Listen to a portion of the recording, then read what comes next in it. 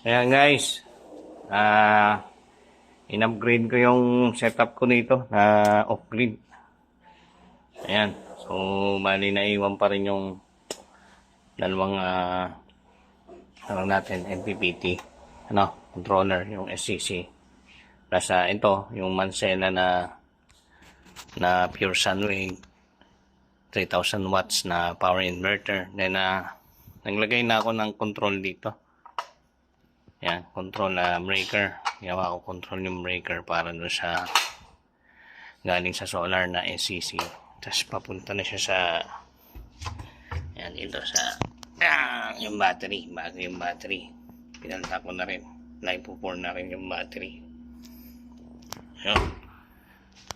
Tapos ito nilagyan ko siya ng switch. Yung battery. Tsaka isang breaker. Tapos nilagyan ko rin siya ng low voltage disconnect. Yan, ito naman, full na yung battery. Tapos nilagyan ko rin ito, SSR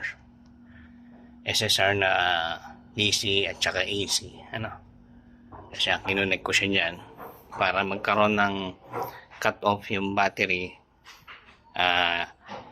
pagka nag low voltage na siya. So, ganon. Para hindi kaagad masira yung battery. Ayun muna guys.